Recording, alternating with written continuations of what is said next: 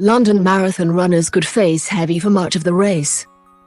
Tens of thousands of people running this year's London Marathon could be drenched in heavy rain for much of the race, forecasters have warned. The Met Office has predicted a very wet Sunday in the capital with a higher than 50% chance of downpours persisting through a 9-hour window from 7 a.m. until 4 p.m. Jonathan Vautrey, a spokesman for the forecaster, said runners will experience temperatures of around 10 C.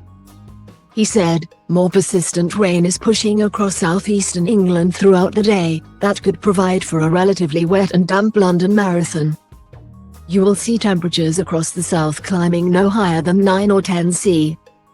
Sunday's race is set to be the largest ever London Marathon, with at least 45,000 people due to take part in the mass participation event, up from 40,643 in 2022.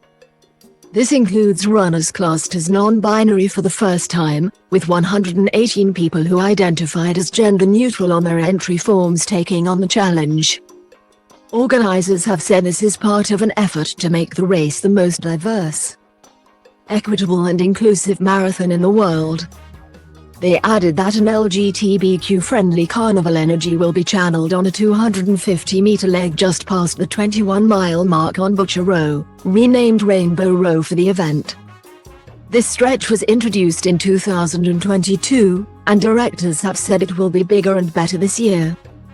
Women will also be able to access free sanitary products throughout the race for the first time and use P== female urinals which have been tested at music festivals including Glastonbury. Famous faces taking part include The Crown star Josh O'Connor, and Mumford & Sons frontman Marcus Mumford, who is raising money for the Grenfell Foundation.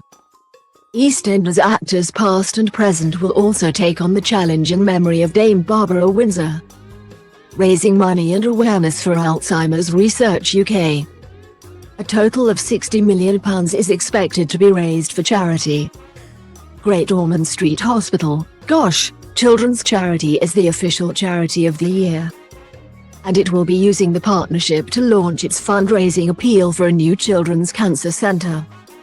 Samo Farah, 40, who has a personal best time of 2 hours, 5 minutes, and 11 seconds, will be among the elite marathon runners for the final time. And he admitted there could be tears after the race. The world's fastest marathon runner, Eliud Kipchoge, 38, from Kenya, whose record stands at 2 hours, 1 minute, and 9 seconds will not be competing this year but is the official starter for the elite men's race and the mass participation event at 10 a.m. Marathon record holder Bridget Costry, 10 km record holder Yalan Zafulahulaw, and Olympic champion Perez Jepchirchir will be among those competing in the women's race. Kenya's Costry holds the women's record of 2 hours, 14 minutes, and 4 seconds.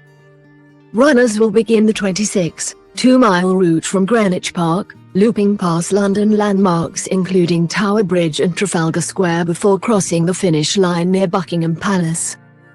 The event also coincides with a nationwide test of the government's new public alert system, which will send a loud alarm to millions of mobile phones across the UK at 3 p.m. Meanwhile, up to 50,000 Extinction Rebellion (XR) activists will be on the streets nearby for the third day of a protest dubbed the Big One. Members of the climate group have said they are coordinating with the race's organizers and they do not plan to disrupt it. Those spectators have been warned to avoid Parliament Square. The elite races and mass participation event will be broadcast live on the BBC from 8:30 am, as well as on the Red Button and iPlayer.